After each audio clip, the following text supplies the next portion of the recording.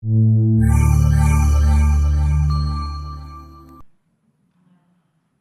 ազգային ժողով, այսօր ընդդիմությունը մի քիչ թոփալ է եւ ձեզանից շատերը ոգևորվել են այդ արդիվ, մտածելով, թե ձեր սասանվող իշխանությունը մի քիչ ամրապնդվել է, բայց ես գիտեմ նաեւ, որ ձեր մեջի ամենախելացի մարդիկ շատ լավ էլ հասկանում են, որ ընդդիմության ապաքինումը ընդամենը կարճ ժամանակի հարց է, մինչդեռ երկիրը շարունակում է իր գահավիժումը դեպի անդունդ, քանի որ հիվանդ է մեր ամբողջ քաղաքական համակարգը։ Դուք հիմա հրճվում եք, որ կարողացաք ահաբեկչական հարվածներով խաղից դուրս հանել ԲՀԿ-ին եւ նրա առաջնորդ Գագիկ Ծառուկյանին, չհասկանալով, որ հենց այդ պետական ահաբեկչությունը երկրի առաջատար ուժերից մեկի դեմ եւ նրանց այսօրվա բացակայությունը ազգային ժողովի դալիճում ամենալավն է վկայում, թե ինչ խորը ճգնաժամի մեջ է մեր քաղաքական համակարգը եւ պետական կառավարումը։ Պարզ խոսենք ժողովրդի հետ, թե ինչ է այսօր կատարվում։ Փետրվարի 20-ին պետք է կայանար համազգային հանրահավաք, որն իսկապես մեծ ոգևորություն էր առաջացրել ժողովրդի մեր ամբողջ հասարակության մեջ, եւ իշխանությունը հասկացավ, որ այդ օրը մի քանի 100 հազարավոր մարդ հավաքվելու է Ազատության հրապարակում եւ պահանջելու գործող նախագահի հրաժարականը։ Միայն միտքն անգամ, որ շնորհիվ ընդդիմության աննախադեպ մոբիլիզացիայի հնարավորություն կա ազատվելու իշխող ռեժիմից, առաջացրել էր ժողովրդի մեջ հսկայական ոգևորություն եւ արդեն համարյա համազգային տոնախմբության մթնոլորտ։ Իդեպ սա ինքնին ցույց է տալիս, թե ինչ ողորմելի վիճակում է հայտնվել Հայաստանի իշխանական համակարգը։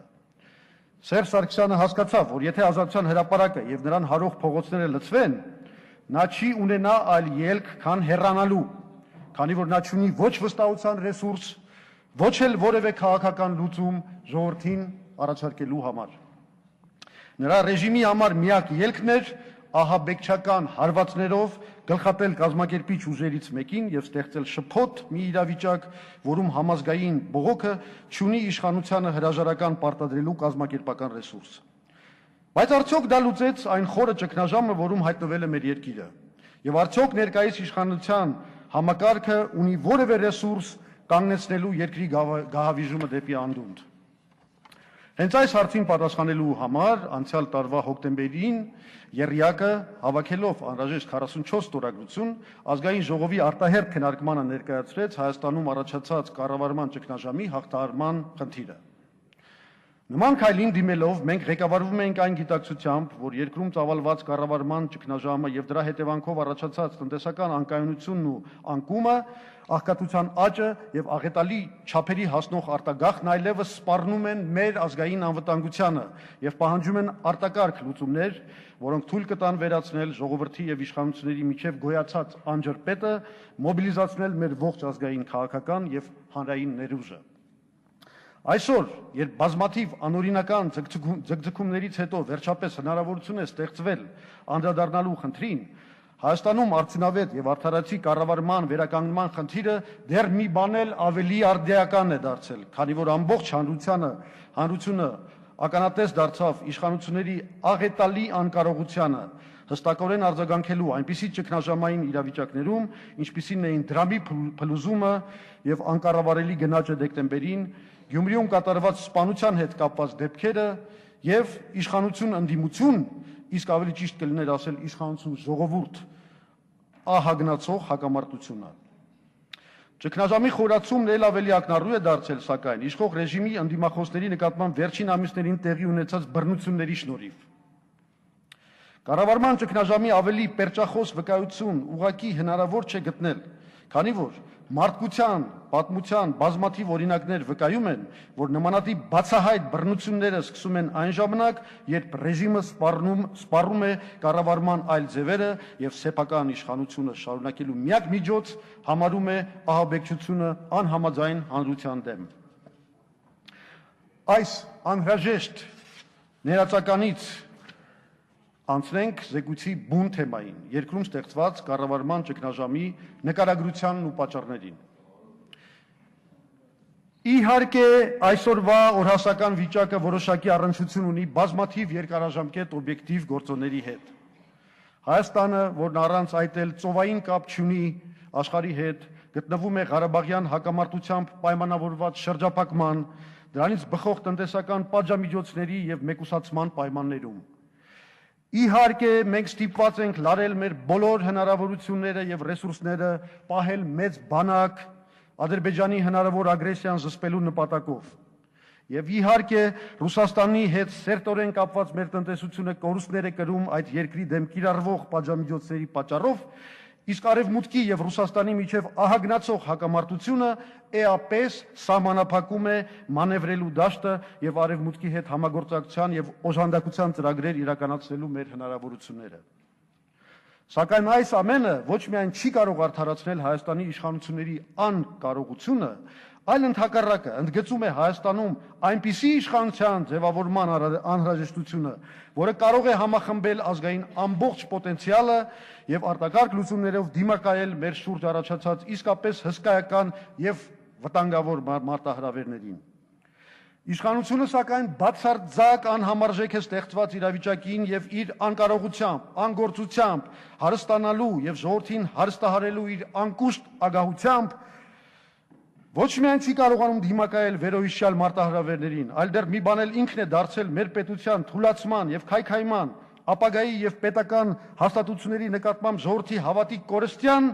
եւ արտագաղթի գլխավոր պատճառը։ Ասածս ապացուցելու համար շատ բան կարելի է ասել, բայց ես կսահմանափակվեմ հետևյալ մի քանի արձանագրումներով։ Առաջին, պետական իշխանությունների ձախողման հիմքում ընկած գլխավոր չարիքը ժողովրդավարության, այսինքն ժողովրդի ազատ կամքով իշխանության ձևավորման սկզբունքի ոչնչացումն է պետականորեն կազմակերպված ընտրակեղծիքների, ընտրակաշառքի եւ ճնշումների միջոցով։ Որ իշխանությունը պետք է ընտրվի եւ հաշվետու լինի ժողովրդի առջեւ, շատ է ասվել։ Բայց ես ցանկանում եմ ընդգծել, որ ընտրական մեխանիզմի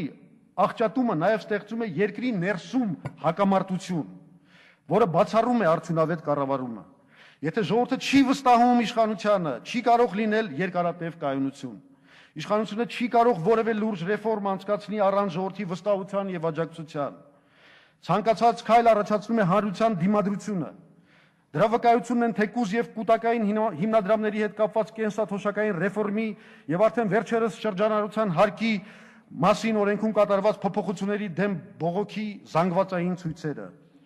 Դրա վկայությունն են նաեւ ժողովրդի լուրջ դժգոհությունը նկարանող արագաչափերի եւ կարմիր գծերի նկատմամբ,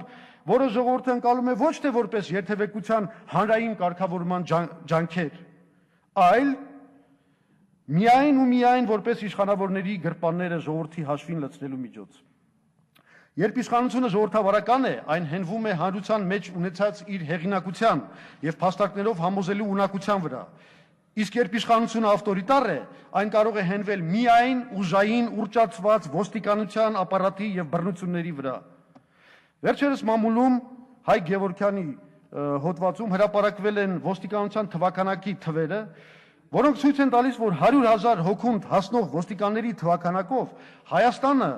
միջին հաշվով 3 անգամ գերազանցում է ժողովրդավարական երկրներին։ Հայաստանում այդ թիվը 1000 է, իսկ օրինակ Միացյալ Նահանգներում 256, Գերմանիայում 298, Բելգիայում 373, Ավստրիայում 326, Մեծ Բրիտանիայում 307, Ռուսաստանում 285։ Ինչ է սա նշանակում։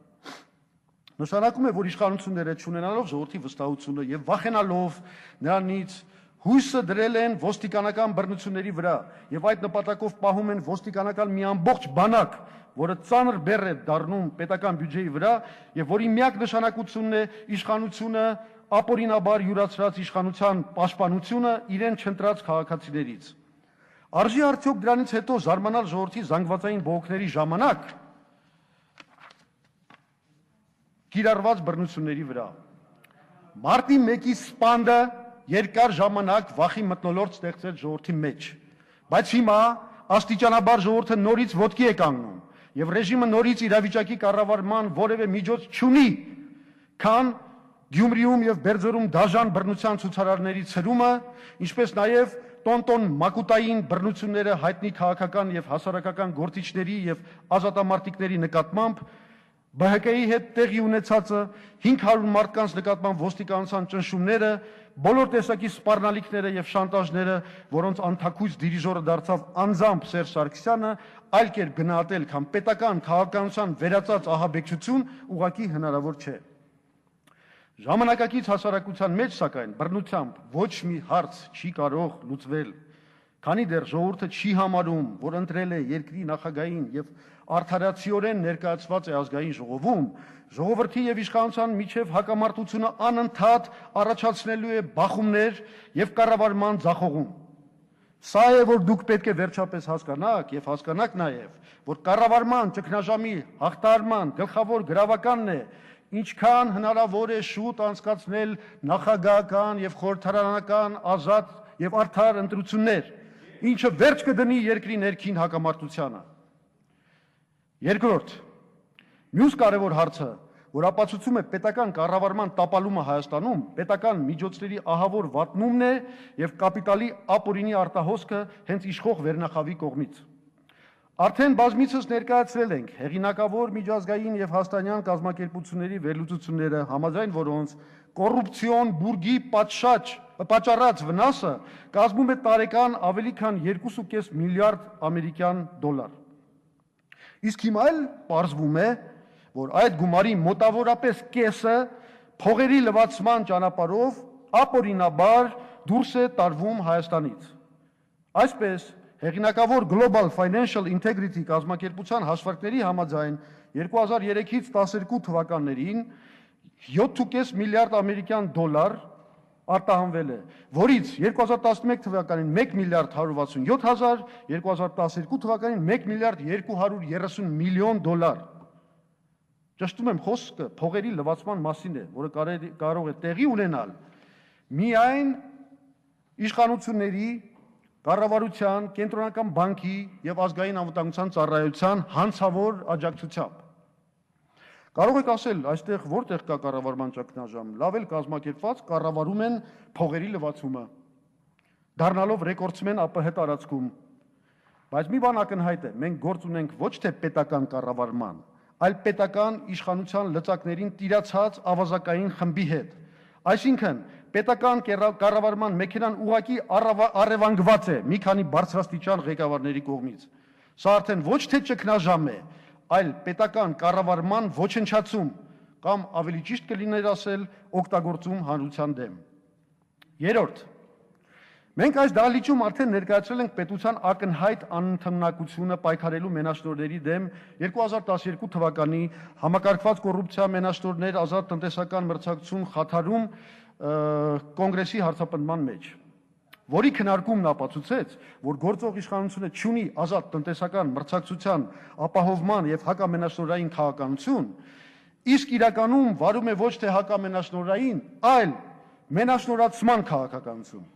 Ամեն բան նորից չկրկնելու համար կցանկանայի հիշեցնել այն հանգամանքը, որ Հայաստանում լայն սպառման ապրանքների ներկրումը մինչ օրս շարունակում է մնալ լիակատար մենաշնորհ, ինչի հետևանքով բնակչությունը մոտ 3 անգամ ավելի թանկ է գնում այդ ապրանքները։ Դրա համար կարդացեք վերջերս դուրս եկած մի ուսումնասիրություն Մարկոսյանի գիրքը։ Շատ փայլուն ուսումնասիրություն է եւ կհամոզվեք, որ սա ճիշտ է։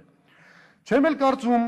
որ իշխանությունները չեն կարող լուծել այդ խնդիրը։ Նրանք ուղղակի չեն ցանկանում դա անել, քանի որ գերշահույթի մեծ բաժինը հասնում է հենց այն իշխանավորներին, ումից է կախված մենաշնորհների դեմ պայքարը։ Ընդհանրապես սպառման լայն ապրանքների ներկրման մենաշնորհացումը Հայաստանին ԱՊՀ-ում ռեկորդակիր է դարձել, ինչի մասին բազմիցս ահազանգել են Համաշխարհային բանկն ու Միջազգային արժութային հիմնադրամը։ Սակայն հանցավոր պետական աջակցությունը մենաշնորհներին շարունակում է խեղդել ձեռնարկատիրությունը եւ մի քանի անգամ բարձրացնել լայն սպառման ապրանքների գինը։ Չորրորդ, վիճակն էլ ավելի է բարդացնում դրամի արհեստական արժևորման իշխանությունների ֆինանսավարկային քաղաքականությունը, որի միակ նպատակն է սպասարկել ներկրող օլիգարխներին, ինչի հետևանքով մենք տարիների ընթացքում ձևավորեցինք անկենսունակ տրանսֆերտների հիման վրա ձևավորվող գնողունակությամբ տնտեսություն, որը փլուզվում է տրանսֆերտները պակասելու առաջին իսկ միջազգային միջանցահովիկների հետ։ Եվ նորից միակ բանը, որ առաջարկում են իշխանությունները դրամի կայունացման համար, վերաֆինանսավորման բարձր տոկոսադրույքներն են եւ բանկային պահուստների բարձր նորմատիվները։ Այս ամենը իր հերթին առաջացնում է վարկավորման բարձր տոկոսներ բիզնեսի համար եւ հսկայական գնաճ, ինչն էլ ավելի է խեղդում առանց այդ էլ հիվանդ տնտեսությունը։ 5-րդ Մյուս հարցը, որ վկայում է պետական կառավարման տոտալ ճգնաժամի մասին, ռազմավարական կոնցեպտուալ կառավարման բացակայությունն է։ Ներգրողների շահերի սպասարկման ուղղված քաղաքականության հետևանքով Հայաստանը մշտապես գործում է տարեկան մոտ 3 միլիարդ դոլարի հասնող առևտրական բացասական բալանսի պայմաններում, ինչը չի կարող երկար տևել, հատկապես արտաքին ֆինանսավորման նվազման պայմաններում եւ անխուսափելիորեն Հայաստանը տանելու է դեպի ֆինանսատնտեսական կոլապս։ Պատահական չէ, որ արտաքին պետական պարտքը մոտենում է հնայի 50%-ի կարմիր գծին։ Կենտրոնական բանկի պահուստները դեկտեմբերի 14-ին լինելով 1 միլիարդ 489 միլիոն դրամ արդեն ընդհուպ մոտեցել են ներկրման 3 ամսվա նվազագույն թույլատրելի սահմանին։ Տարեց տարի աճում են գերավճարները եւ պակասում ներդրումներ ՀՆԱ հարաբերակցությունը։ Այս ամենը նշանակում է, որ մենք մեր գնացքով մաքսիմալ արագությամբ սլանում ենք դեպի անդունդ, իսկ այդ ընթացքում մեքենայի վարողների միակ զբաղմունքն այս պահին ուղևորների կողոպուտն է։ 6-րդ Հիմա անցնենք այդ կողոպուտի հետևանքներին։ Համաձայն վիճակագրական տվյալների Սերժ Սարգսյանի պաշտոնավարման այս 7 տարիների ընթացքում Հայաստանը լքել են արդեն 293,000 մարդ, ընդ որում արտագաղթի տարեկան տեպն արդեն կազմում է 50,000 մարդ։ Նորից պետք է կրկնեմ, որ Հայաստանի պատմության մեջ սա առաջին դեպքն է, երբ խաղաղության պայմաններում բնակչությունը դիմում է զանգվածային փախուստի։ Ընդ որում, եթե մարդիկ ճար ունենային եւ արտագաղթելու համար անհրաժեշտ նախնական գումար, համաձայն սոցիոլոգիական հարցումների արտագաղթը կլիներ շատ ավելի բարձր, գերազանցելով բնակչության 50%-ը, քանի որ մեծամասնությունը բացարձակապես որևէ հեռանկար չի տեսնում երկրի զարգացման եւ իր երեխաների ապագայի առումով։ Ակնհայտ է, որ այս մասսայական փախուստը ծանր է անդրադառնում նաև երկրի պաշտպանունակության վրա։ 1995-6-7 թվականներին ամեն զորակոչը հավաքագրում էր 13,500 մարդ։ Այսօրվա թիվը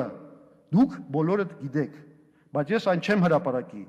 այլ ուղղակի կառաջարկեմ ձեզ մտովի համեմատել անցյալի հետ ու պատկերացնել դրա բոլոր հետևանքները։ Չեմ էլ հրապարակում պարզ է ինչ նպատակներով։ Էլ չեմ խոսում այս նույն տարիներին ընթացքում աղքատության սրընթաց աճի, ինչպես նաև սարսափելի բարձր մակարդակի վրա գտնվող գործազարգության մասին։ Իդեպ ես փորձեցի պարոն Սահակյանին առաջարկել, որ այդ բոլոր աղյուսակները ձեզ բաժանվեն, բայց նա հրաժարվեց դա անել։ Ինչն էլ ավելի է խթանում արտագաղթը, այդ գործազարգությունը նկատի ունեմ։ Ամփոփեմ, ինչու են մարդիկ փախչում Հայաստանից։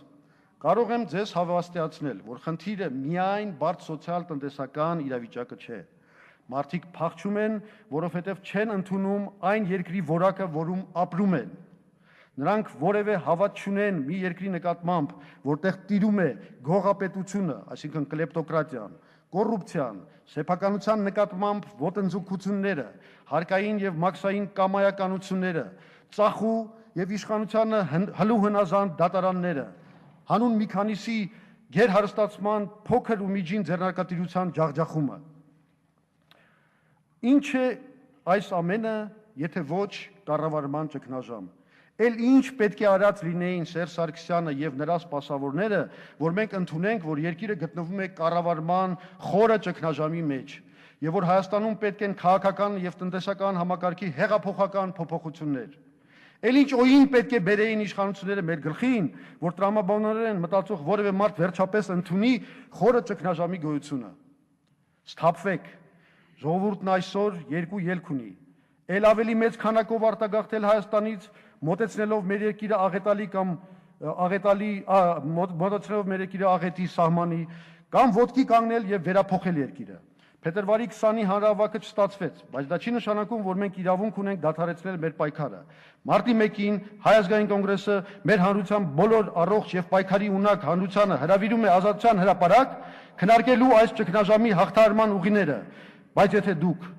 ցանկություն ունեք, անկեղծ ցանկություն քննարկելու ստեղծված ճգնաժամը, ես սիրով կպատասխանեմ ձեր հարցերին։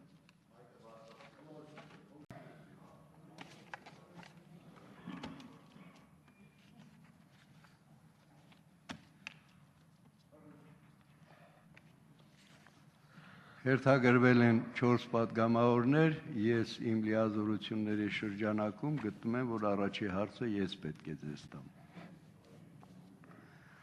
Արդյոք հնարավոր չէր ձեր բոցաշունչ ելույթի ընթացքում, որը կարծեք թե նախապատրաստվել էր ձեր կանխատեսած միտինգում ելույթ ունենալու այստեղ հրամցրեցիք։ Մի փոքր էլ խոսել հայտարարությունից,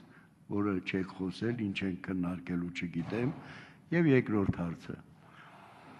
Այստեղ խնդիրը վերաբերում է, որ հարցը օրակարգ է մտել ազգային ժողովի պատգամավորների 1/3 նախաձեռնությամբ։ Այդ 1/3 նախաձեռնողների հիմնական մասը, իսկ ստորագրությունների մոտ 70-80%-ը Բարգավաճ Հայաստանինն է, որը այսօր բոյկոտում է։ Արդյոք բարոյական համարում եք առանց իրենց քննարկել նախ հարցը,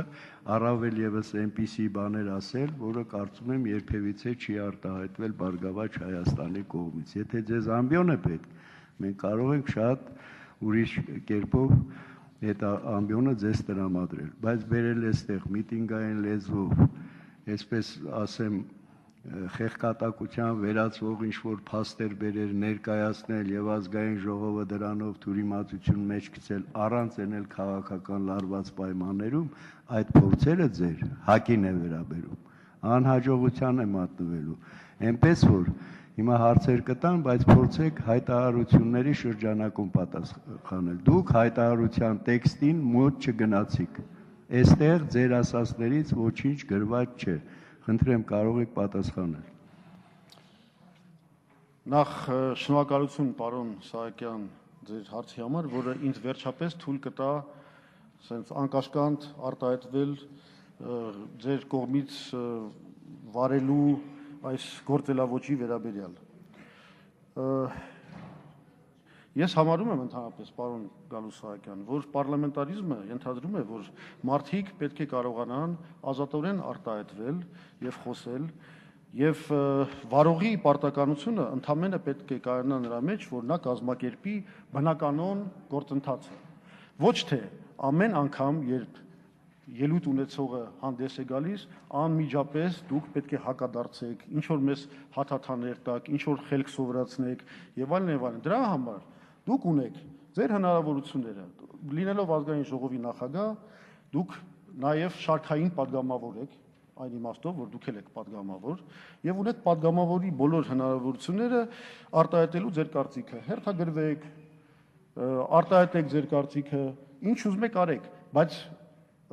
ոչ մի բան թույլ չի տալիս ձեզ անպայման ամեն ինչին արձագանքել։ Ամեն մի ելույթից հետո դուք ձեր պարտքն եք Ես հարց եմ տվել, չեմ արձագանքել, հարցերին պատասխանեք։ Եվ դուք, եւ Տիկին Նաղդալյանը, եւ պարոն Շարմազանովը ձեր պարտքն եք համարում ամեն ընդդիմադիրի խոսելուց հետո անմիջապես արձագանքելու, հաթաթաներ ինչ որ ասելու, շատ լավ հասկանալով, ես կոնկրետ հարց եմ տվել, պատասխանեք։ Ես կպատասխանեմ։ Շատ լավ հասկանալով, որ մենք արձագանքելու հնարավորություն չունենք։ Վերջապես հիմա ես ունեմ այդ արձագանքելու հնարավորությունը, շատ շնորհակալ եմ։ Հիմա կարող եմ արդեն շատ լավ ձեզ պատասխան տալ։ Ուրեմն սա մեկ։ Երկրորդը, ինչ վերաբերվում է հայտարարությանը, ապա հայտարարության տեքստը ոչ միայն նախապես բաժանվել է բոլոր падգամավորներին, այլ այդ հայտարարության տեքստը Արամ Մանուկյանի կողմից հայտարարությունների ժամին կարդացվել է այս ամբիոնից։ Բոլորը այդ հայտարարությանը ծանոթ են եւ իմ զեկուցման նպատակը եղել է լինել օժանդակ նյութ այդ հայտարարության ընդունման անհրաժեշտությունը ընդգծելու եւ ապացուցելու համար։ Ոստի ես կարծում եմ, որ մեր падգամավորները բոլորը գրագետ падգամավորներ են եւ բոլորը հնարավորություն ունեն ծանոթանալու, ով դեռ չի հասցրել ծանոթանալ, թեև մեր ֆրակցիան արդեն փաստորեն ձեզ ծանոթացրել է հայտարարության տեքստի հետ։ Հիմա ինչ վերաբերում է ԲՀԿ-ն, սա ընդհանրապես արդեն զարմանալի է, պարոն Սահակյան։ Ուրեմն դուք ձեր ղեկավարով հանդերձ ենթարկեք առաջատար քաղաքական ուժերից մեկին տերորի, ահաբեկչության, շանտաժների, ստիպեք նրանց, որ իրանք հրաժարվեն քաղաքական գործունեությունից, իրանց վրա ուրեմն գործեք մի ամբողջ ահաբեկչական հարձակում, հարյուրներով մարդ տանեք ոստիկանական բաժանմունքներ, ու հետո դուք խոսեք, թե արդյոք սա ընդունելի է, որ առանց ձեր գործընկերների ներկայության դուք քննարկում եք այս հարցը։ Ես իմ ելույթի մեջ ասեցի, հենց նրանց բացակայությունը երկրում ստեղծված քաղաքական եւ կառավարման ճգնաժամի եւս մեկ պերճախոս ապացույց է։ Ինչու այստեղ չեն, ես ձեզ եմ հարցնում։ Ինչու ԲՀԿ-ն այստեղ չէ։ Կարող եք այդ պատասխանը տալ։ Իհարկե կարող է։ Նաիրա Զորաբյանը հայտարարեց, որ այս նիստին չեն մասնակցի, հետո իրենց դիրքորոշումները կարտահայտեն։ Ձեզ բարոյական իրավունք չի տրված, որ առիթը օգտագործեք այլ քաղաքական։ Իսկ մինչև դա Սերժ Սարգսյանը հայտարարեց, որ Գագիկ Ծառուկյանը չպետք է զբաղվի քաղաքականությամբ։ Այ իրենց բացակայությունը Սերժ Սարգսյանի այդ հայտարարության հետևանքն է։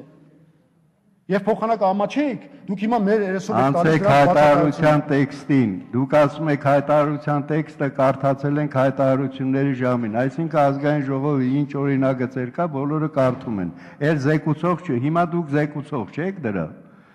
Դրա համար հայտարարության տեքստից խոսեք։ Դուք որևէ օրինագիծ, որ ներկայացում եք, ծերից ծեր կարդում եք այդ օրինագիծը։ Ես ասացի, ներկայացնում են, դուք հայտարարությունը չներկայացրեցիք, հետո կարճ կապեք։ Միևնույն է ձեր ասածները ոչ մեկին չի բավարարելու։ Ձեզ որ հաստատ չի բավարարի։ Ես պատրաստ եմ այլ հարցերի։ Լյուդմիլա Սարգսյան, խնդրեմ։ Պարոն Զուրաբյան, դուք բավականին ընդարձակ եւ համոզիչ, ինձ համար համենայն դեպս համոզիչ։ Ինչպես։ Մի խանգարեք։ Ես խնդրում եմ չխանգարել, հա։ Այո։ Բավականին ինձ համար համոզիչ ներկայացրեցիք այն իրավիճակը, որը այսօր տիրում է երկրում եւ որ ճգնաժամը իրոք կառավարման ճգնաժամը արկա է երկրում։ Բայց դուք չանդրադարձաք խնդրի միջազգային կոնտեքստին եւ այստեղ իմ մոտ մի քանի հարցեր առաջացան, որի բացատրությունը միգուցե ես ինչ որ կերպ գուշակում եմ, բայց կուզեի նաև դահլիճում հնչեր։ Խոսքը վերաբերվում է թե արտաքին հարաբերություններում մենք ինչ ձեռքբերումներ եւ ձախողումներ ենք ունեցել եւ Հայաստանը ռեգիոնալ համեմատության մեջ Վրաստանի եւ Ադրբեջանի կոնտեքստում։ Դուք իրավացի եք եւ ես օրինակ կընդունեի կշտաբանքները իմ հասցեին, եթե ասվեր, որ գիտեք ինչ, պարոն Զուրաբյան, ձեր հայտարարության մեջ դուք խոսում եք նրա մասին, որ ընկել է Հայաստանի միջազգային վարկը, ԵԽԽՎ-ում արդեն Ղարաբաղը Ադրբեջանի տարածք են հայտարարում, բայց դուք դրա մասին չխոսացիք ձեր զեկուցման մեջ։ Այդ ժամանակ ես կասեի, այո, ձեր քննադատությունը շատ արդարացի է։ Եվ հիմա այդ բացը լրացնելով ես կխոսեմ, այո, նաև արտաքին քաղաքականության ձախողումների եւ կառավարման իսկապես ճգնաժամի մասին։ Ինչ ձեռքբերումներ ունի Սերժ Սարգսյանը կամ ընդհանրապես մեր պետությունը արտաքին քաղաքականության մեջ։ Նորից փորձենք վերլուծել 2008 թվականից սկսած մինչև հիմա ժամանակաշրջանը եւ ասել, որ այդ ամբողջ ժամանակաշրջանը ինքը Սերժ Սարգսյանը կոչել է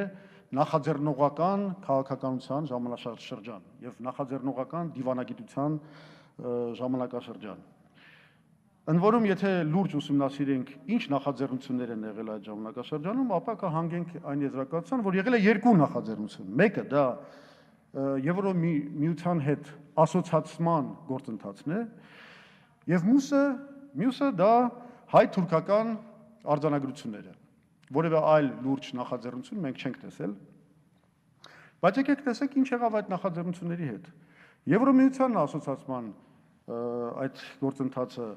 լրիվ տապալվեց, ընդ որում տապալվեց առաջին հերթին այն պատճառով Հայաստանի գոնե դեպքում, որովհետև Սերժ Սարգսյանը սխալ գնահատեց Ռուսաստանի վերաբերմունքը այդ process-ին եւ չկարողացավ այնպիսի բանակցություններ տանել, որ այդ հարցում լինի նաև Ռուսաստանի վստահությունը եւ որ այդ վերջնական փաստաթուղթը արտահայտեր նաև Ռուսաստանի մտահոգությունները այս գործընթացում։ Հենց այդ պատճառով այդ գործընթացը տապալվեց եւ այդ նախաձեռնությունը տապալվեց, ավելին ասեմ, ավելի վատ վիճակում հայտնվեցին, քան եթե մենք այդ նախաձեռնությունը ընդհանրապես չանեինք, ընդհանրապես այդ բանակցությունները չտանեինք։ Երկրորդ նախաձեռնությունը կամ ժամանակային առումով առաջինը դա հայ-թուրքական արձանագրություններն էին,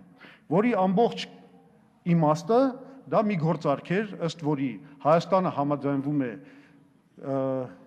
հարցականի նշան դնել հայոց ցեղասպանության իրականության վրա, փոխարենը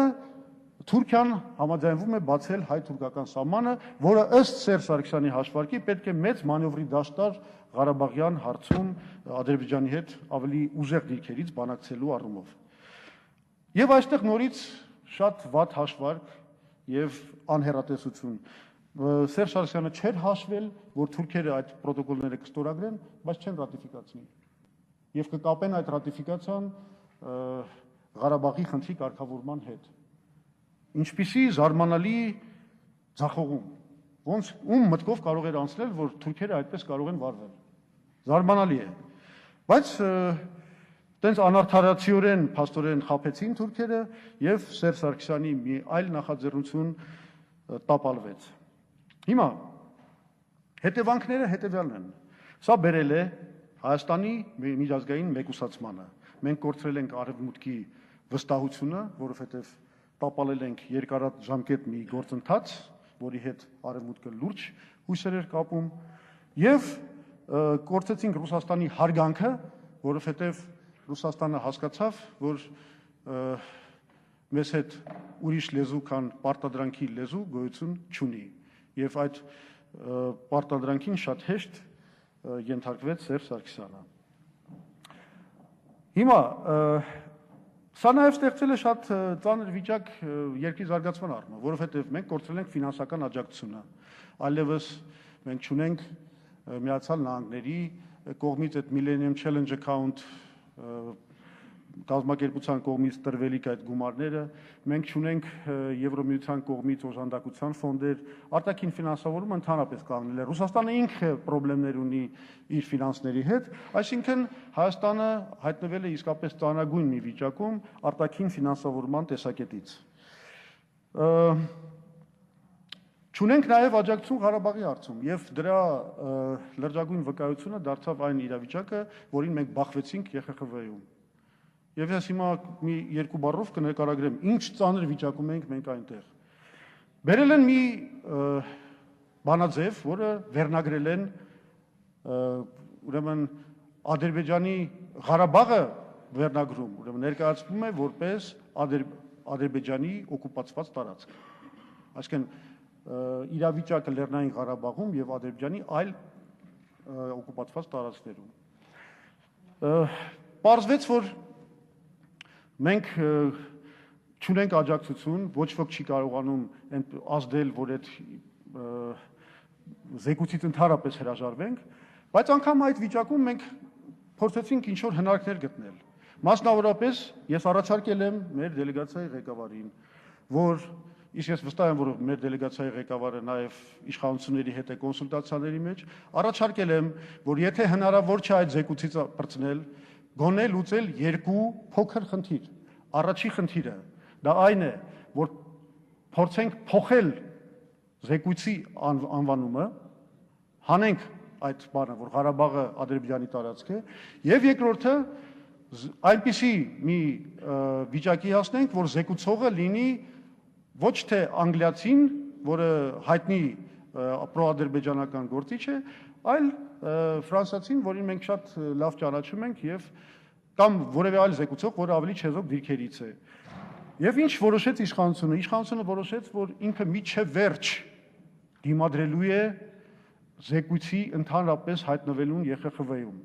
Երբ որ մենք ասացինք, որ դա իրատեսական ճանապարհ չէ եւ պետք է գնալ տակտիկական զիջումների այն նպատակով, որ գոնե այդ հայտարարությունից պրծնենք, դա չընդունվեց եւ ըստ էության այդ զեկույցի վերնագիրը ընդունվեց եւ մենք առաջին անգամ 91 թվականից հետո առաջին անգամ նորանկախ պատմության մեջ ունենք միջազգային փաստաթուղթ Բանաձևի նախագիծ, որի վերնագրում Ղարաբաղը ամրագրված է որպես Ադրբեջանի տարածք։ Խայտառակ ձախողումներ։ Այս մենք այս ինչ եմ այս ամեն ինչը պատմում, որտեղ հայտարարության մեջ դրա մասին կա ԵԽԽՎ-ում մեր այս տապալման մասին։ Այսինքն արտաքին հարաբերությունների հարցերում մենք ունենք բացարձակ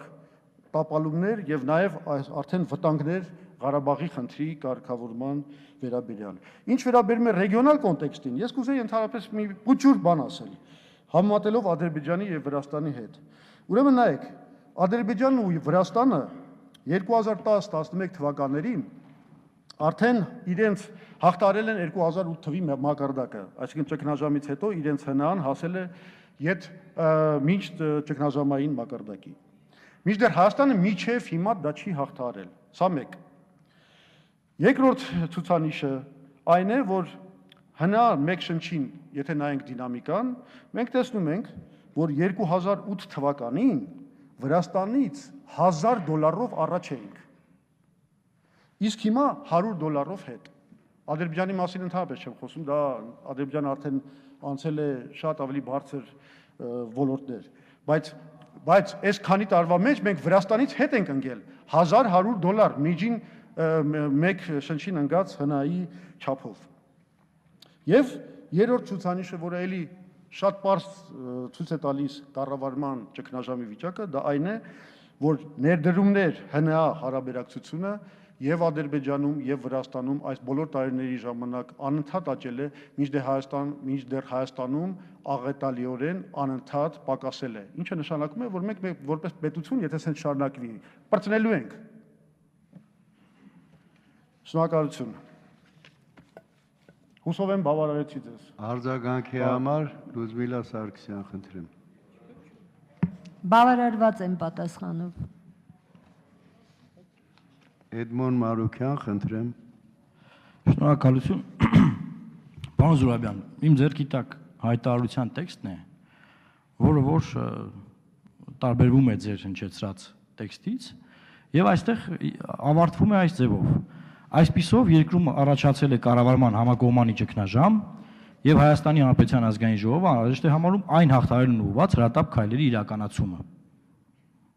Հիմնական զեկուցող Լևոն Զուրաբյան։ Հիմա մենք պետք է քվեարկենք սա, ես ուզում եմ հասկանամ ինչն է, ասենք ինչի մասին է այս հայտարարությունը, էլի ազգային ժողովը հայտարարություն է ընդունում, որ ինչ պարզ չի, էլի, խնդրում եմ, ինչ քայլեր կամ այդ քայլերը պետք է այստեղ գրվեր, կամ գոնե բանավոր ասեք, չգիտեմ, ասենք ինչն ենք մենք քննարկում, ասենք բաներ ենք քննարկում, որ լսել ենք, գիտենք, ստատիստիկական տվյալներ համաշխարհային բանկից, բան ես ելույթով էլ կանդրադառնամ, բայց ուզում եմ հասկանամ, որ փաստաթուղթը կոնկրետ սա է։ Եթե սա չի, իմ ձեռքին ուրիշ բան է, ինձ ասեք, ես էլ հասկանամ։ Չէ, ուրիշ բան ենք քննարկում, ուրիշ բան է բաժանված, չեմ հասկանում ես։ Փաստաթղթի հիմնական նպատակը այն է, որ ազգային ժողովի կողմից արձանագրվի այն փաստը, որ ազգային ժողովը անկախ քաղաքական տարբեր ուժերի ներկայությունից, բաներից, պատկերացումներից, նա գիտակցում է, որ Հայաստանը բախվել է կառավարման ճգնաժամի հետ։ Այսինքն մեզ համար այս հայտարարության ամենակարևոր մեխը դա է, որ ազգային ժողովը ընդունի, որ Հայաստանում ստեղծվել է կառավարման ճգնաժամ։ Սա է ամբողջ իմաստը։ Մնացածը հիմնավորումներ են։ Եվ ասեմ ինչի համար ենք մենք դա անում։ Հեսա քայլերին էլ կմոտենամ։ Այդ գիտակցումը եւ ազգային ժողովի կողմից նման իրավիճակի արձանագրումը մեզ պետք է նրա համար, որ եթե դու նման բան ես արձանագրում, դու հասկանում ես, որ դրան պետք է հետևեն իսկապես անհետաձգելի, անհապաղ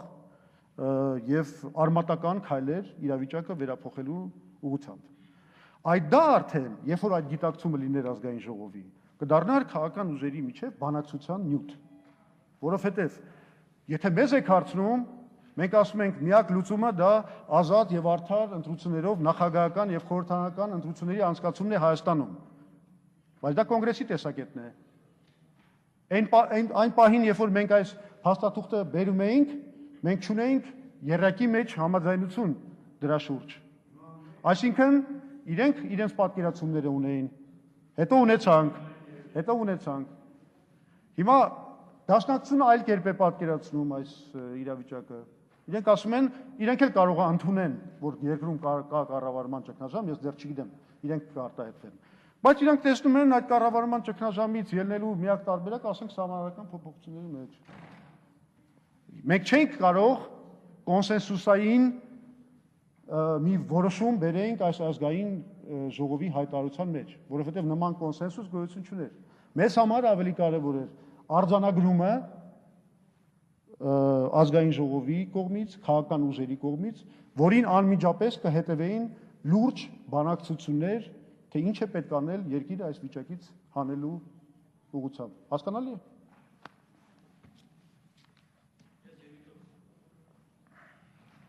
Խոսրով Հարությունյան, խնդրեմ։ Պարոն Զուրաբյան, ես կուզենայի դուք գոնե բանաձևեք, մեզ համար հասկանալի ինչ է նշանակում ճգնաժամ, բանաձևեք, առանց փաստերի, այդ բանաձևեք, մենք հասկանանք, կարող ենք նույն բանի մասին տարբեր, նույն տերմին ասելով տարբեր բաներ ենք նկատում։ Երկրորդը, դուք փաստում եք, որ երկրի քաղաքական համակարգը հիվանդ է։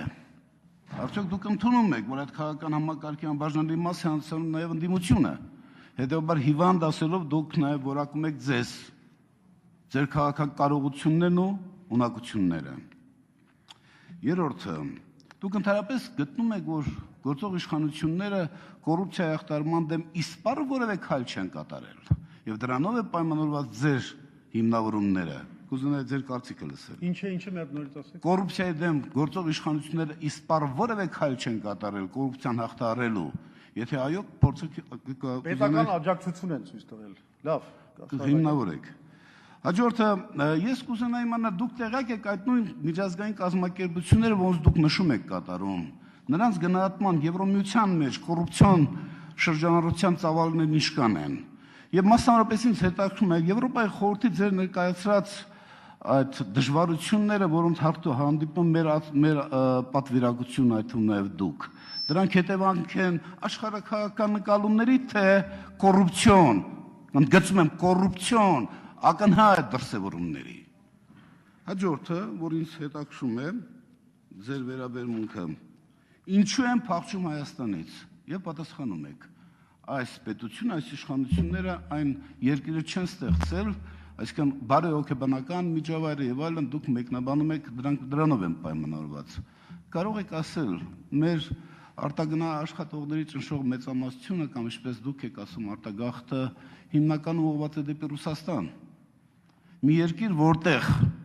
ձեր կողմից հնչեցրած բոլոր բացասական դրսևորումները ցավոք սրտի ավելի խիստ են արտահայտված, ավելի խիստ են դրսևորված։ Այդ դեպքում ինչով պայմանավորվում ենք, որ գնան Ռուսաստան։ Ինչով։ Խնդրում եմ, բարի եղեք, մեկնաբանեք, որ մենք հասկանանք։ Շնորհակալ եմ։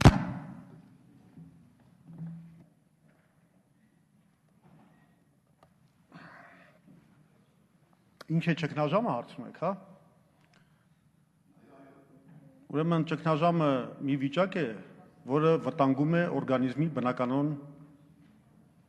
գործունեությունը։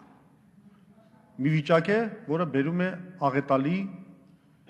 փլուզման։ Դուք շատ լավ գիտեք ինչ է ճգնաժամը, եւ ես չեմ կարծում, որ մենք իրար պետք է դասեր տանք, թե ճգնաժամի որ սահմանումը ավելի ճիշտ է։ Միգուցե դուք ավելի լավ ճգնաժամի սահմանում տաք, ես էլ կարող եմ դա ընդունեմ, բայց դա ինչ կապ ունի մեր դիսկուսիայի հետ, ես չեմ հասկանում, որովհետև այն ինչ որ ես ձեզ ցուցադրեցի, այն բոլոր չափանիշները դա ճգնաժամի հենց դրսևորում են, հենց ճգնաժամի ապացույց են։ Ես հարց եմ տալիս, տնտեսագետներ են նստած։ Ինչ է նշանակում, որ երկիրը առևտրական բացասական բալանս ունի 3 միլիարդ դոլարի։ Սա ինչ է նշանակում։ Դա շատ պարզ բան է նշանակում։ Սա նշանակում է, որ մենք հիմա շատ պարազիտային տնտեսություն ունենք, իսկ իրականում ոչ մի տնտեսություն էլ չունենք։ Դուք էլ եք շատ լավ դա հասկանում։ Մենք տնտեսություն չունենք։ Մենք այս վիճակը չի կարող երկար շարունակվել։ Կամ պետք է մեզ արտաքին աշխարհը օգնի, ֆինանսավորի, որի հնարավորություն չկա, կամ պետք է ավելի շատ մարդ գնա արտասահման, ձեր ասած Ռուսաստանը, այնտեղից տրանսֆերներով պահի մնացած մարդկանց։ Սա է միակ տարբերակը, սա ճգնաժամը էլ ոնց է լինում։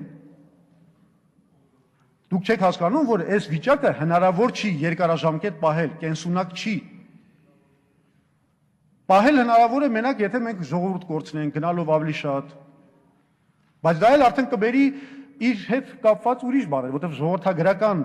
աղետը, միգուցե եթե չլիներ Ադրբեջանի Ղարաբաղի այս խնդիրը, միգուցե ժողովրդագրական այս աղետին մի քիչ ավելի հանգիստ վերաբերվենք, ոնց որ վերաբերվում էր Պորտուգալիան, ասենք 70-ական թվականներին, որովհետև իրենք շատ լավ գիտեն ոչինչ, տնտեսությունը չի կայանում, ժողովուրդը թողում գնում է Իսպանիա, չգիտեմ, Եվրոպայի այլ երկրներ, հետո այնտեղից պահում է մնացած բնակչությանը, կամաց կդզվի այդ երկիրը։ Տենց էլ եղավ։ Բայց Հայաստանը նման շռայլություն իրեն թույլ տալ չի կարել, որովհետև ժողովրդագրական վիճակի փոփոխությունը կարող է բերի նրան, որ մենք ֆրոնտը չենք կարողանալու պահել։ Այս պարզ բանը հասկանալի չի։ Թե պիտի մի հատ պատերազմ պարտվենք, որ նոր հասկանանք, որ իսկապես ճգնաժամի մեջ ենք։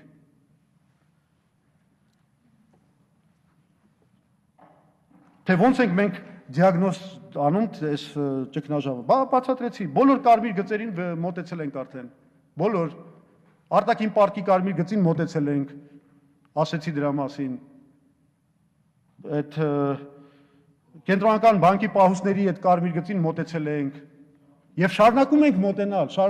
անցնելու ենք այդ գծերը, հետո ինչ ենք անելու։ Կորցնելու ենք մեր երկրի ներդրումային վստահելիությունը, արդեն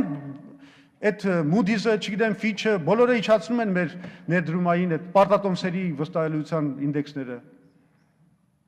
Ուր են գնալու այսպես։ Ձեզ անպայման պիտի բերենք, հասցնենք ֆինանսական համակարգի փլուզմանը, որ նոր գնահատեք, ասեք, հա, այսպես է։ Չէ, մենք հիմա ձեզ նախապես զգուշացնում ենք, որ մոտենում ենք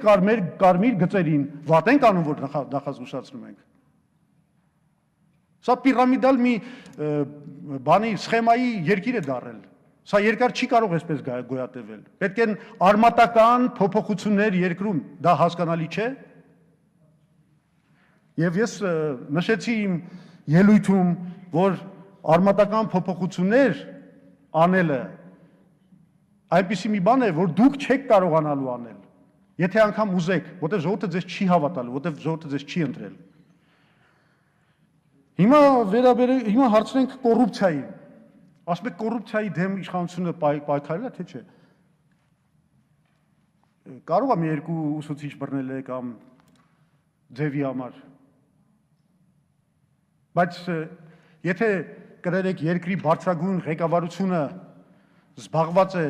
բիզնեսներից անձամբ իր սենյակում փող վերցնելով, դասելով այդ բաները, փողերը, այդ մենք ինչ կոռուպցիայից ենք խոսում։ Պատմեմ, բերանց բացեմ, ասեմ ինչեր են պատմում։ Ուղղակի ցավոք սրտի այդ մարդիկ, ովքեր պատմել են, ովքեր անձամբ գնացել են, փող են տվել։ Այդ մարդիկ գալիս են մեր ականջին են ասում։ Զարմացած, թե ինչ մարդիկ են կանգնած երկրի ղեկավարությանը։ Հիմա ես մարդկանց անունը չեմ կարող տալ, որտեղ իրանք չեն հաստատելու, որտեղ անմիջապես կենթարկվեն նույն տերորի, ինչին ենթարկվեց Գայիկ Ծառուկյանը եւ ԲԿ-ն։ Ինչի մասն է խոսքը, կոռուպցիայի։ Մի կոռուպցիոներն էլ դուք եք։ Դուք կոռուպցիոներ չեք, դուք չգիտեք, որ սահմանադրությունը ձեզ արգելում է զբաղվել բիզնեսով։ Գիտեք, չէ՞։ Իսկ կարողա դուք Երևանում կարծում եք, կարողա դուք գիտեք, որ Երևանում մարդ կա, որ չգիտի Խոսրով Հարությունյանի բիզնեսները։ Այդպեսի մարդ կա։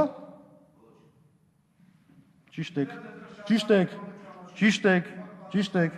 Դե ինձ մոտ մի հատ բիզնես գտեք, էլի։ Ուրեմն, եւ վերջին հարցը ինչու են գնում Ռուսաստան։ Գնում են, հա՞։ Ինչ է նկատի ունեք, կոնկրետ հարցը։ Շատ լավ, էդ էլ բացատրեմ։ Քաղաքական, լսեք, թող ընդդիմությունը հիվանդ լինի։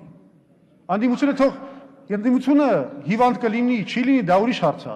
Ես իհարկե հիմա չեմ բանավիճելու ձեզ հետ եւ չեմ բացատրելու, որ մենք շատ էլ առողջ ենք, բայց ասենք ընդդիմությունը հիվանդ է։ Ամբողջ ղեկը երկրի ձեր ձեռքն է։ Կառուցեք այնպեսի երկիր, որտեղ լինի առողջ ընդդիմություն։ Հիվանդը դուք եք, ձեր իշխանությունն է, ոչ թե ընդդիմությունը։ Իսկ քաղաքական համակարգ հիվանդ լինելը բացատրում եմ ինչ է։ Այդ երբ որ երկրում չկա ընտրություններ, երբ որ պետականորեն կազմակերպվում է ընտրակաշառքով ընտրություն, երբ որ իշխանությունը վերարտադրվում է հակառակ այն բանի, որ Հայաստանը միակ երկիրն է ամբողջ Եվրոպայում, որը ճգնաժամից հետո իշխանություն չի փոխել։ Հայաստանը ունեցել է ամենամեծ անկումը ՀՆԱ-ի, ամենամեծ խնդիրները համատած եվրոպական այլ երկրների հետ, բայց ամենտեղ եղել են արտահերտ ընտրություններ, իշխանություններ են փոխվել, նոր մարդիկ են ընտրվել, իսկ Հայաստանում չի փոխվել։ Ու ձեզ մի բան էլ ասեմ։ Շատ հաճախ Եվրոպայում փոխվել են անարդարացի այդ կառավարությունները։ Այդ կառավարությունները լավ են գործել, բայց քանի որ կենսամագարտակը ընկել է օբյեկտիվ պատճառներով, միևնույն է ժողովուրդը նրանց փոխել է։ Այդ ոնց է Հայաստանում, այսքան ծանր վիճակում, արտագաղթի, դժգոհության, կոռուպցիայի նկատմամբ այս, չգիտեմ, ատելության եւ այլն, ժողովուրդը ամեն անգամ գնում 65%-ով ընտրում այս իշխանությանը։ Ոնց եք բացատրում, այդ ի՞նչ ֆենոմեն է։ Այս է ինչ որ կոչվում է քաղաքական համակարգի հիվանդություն, որտեղ եթե ունենայինք առողջ քաղաքական համակարգ, մենք այսօր կունենայինք լրիվ այլ մարդիկ նստած այս ազգային ժողովում, մարդիկ ում հետ ժողովուրդը հույս է կապել, մարդիկ ովքեր կարող են ինչ որ գործ առաջ շարժել, որտեղ ժողովուրդը վստահում է եւ նրանց ամեն քայլին աջակցում է։ Ինչու են գնում Ռուսաստան։ Շատ պարզ պատասխան է, որովհետեւ մեծամասնությունը ռուսերեն գիտի, ոչ թե անգլերեն, թե չէ կգնային Միացյալ Նահանգներ, ոչ կամ եթե ֆրանսերեն իմանային, ֆրանսիական կուլտուրայի մաս լինեն, կգնային Ֆրանսիա։ Ոմանք գնում են, բայց հիմնականում գնում են Ռուսաստան։ Մենակ թե Հայաստանից փախնեն։ Որովհետև նաև սովետական միության այդ բանը ժառանգությունը կա, հին կապեր եւ այլն եւ այլն։ Դրա համար գնում են Ռուսաստան։ Էլի գոնե մի քիչ լավ է, քան Հայաստանը։ Այդպես են մտածում։ Ինչ, այդտեղ ինչ մի հանելուկ էր, որ այդ հարցը տալիս եք։ Շնորհակալություն։ Արձագանքի համար Խոսրով Հարությունյան։ Նախ, պարոն Զուրաբյան, ուրեմն ես ձեզ խորհուրդ կտամ, այս ամբիոնը օգտագործեք ավելի կոռեկտ ձեր քաղաքական մտքերը շարադրելու համար։ Բազմաթիվ անգամ ասում եք հասկանում եք դուք կամ երբ պետք է հասկանաք։ Ուրեմն բարեկամս, գոնե իմ կենսափորձը, եւ այստեղ մտածում եմ շատ-շատերի կենսափորձը, եւ քաղաքական հմտությունն ու փորձառությունը բավարար է ոչ միայն ձեզ հասկացնելու, այլ մի ամբողջ քաղաքական ուժի հասկացնելու համար։ Ասեմ որ դուք իմանաք, սա մեկ։ Երկրորդը, այո, ես պնդում եմ, եւ դուք էլ դա համաձայնեցիք, որ ընդդիմությունը հիվանդ է։ Այսինքն քաղաքական համակարգը ըստ էության հայտնվել է ընդդիմության հիվանդ ընդդիմությունից ձեռբազատվելու քաղաքական անհրաժեշտության առջև։ Հիմա դուք դա եք համարում ճգնաժամը։ Եվ դուք այդ ճանապարհով եք փորձում հաղթահարել։ Եվ վերջինը, ինչ վերաբերում է կոնկրետի մասին։ Բարեկամս, նայեք, դուք ինչ եք հագնում, ես ինչ եմ հագնում։ Ձեր հագու կապը հեշ չի խոսում իմ մասին, որ դուք բիզնես չունեք։ Իսկ եթե բիզնես չունեք, ուրեմն կոռուպցիոներ եք։ Այլ կերպ եք ձեր վաստակն ապահովում։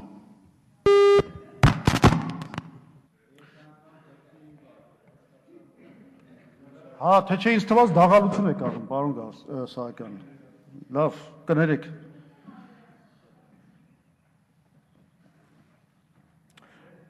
Եթե խոսում ենք հասկացնելու մասին եւ ընդհանրապես որևէ բան հասկանալու, ուրեմն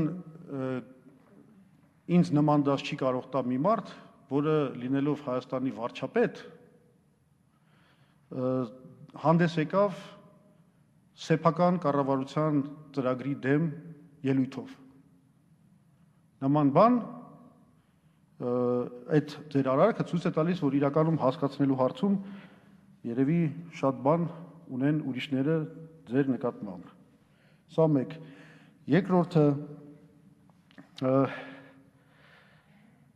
դուք խոսեցիք կոռուպցիայի մասին, բայց ոչ մի բան չկարողացաք ասել։ Ես էլեմենտար հարց տվեցի։ Դուք էլեմենտար հարց տվեցի։ Ասեցի, որ ես իդեպ շատ կոռեկտ եմ։ Ես ընդհանրապես ասում եմ հետեւյալը, որ սահմանությունը այս բանը արգելում է, բայց դուք այս բանը անում եք։ Ինչպես նաև այս խորհրդարանի շատ ու շատ շատերը։ Չի կարելի այդ բանը անել, դա կոռուպցիա է։ Սիրելի падգամավորներ, չի կարելի ունենալ բիզնես եւ լինել parlamenti անդամ, չի կարելի։ Հենց քաղաքական համակարգի հիվանդության կարևորագույն նշաններից մեկը հենց դա է, որ դուք այստեղ ձեր բիզնես շահերով փորձում եք ազդել քաղաքականության որոշումների վրա։ Բայց այդ կոռուպցիան ո՞րն է։ Հենց դա է։ Այլ հարցեր։ Հարցերն ավարտվեցին, կարող եք զբաղեցնել ձեր տեղը։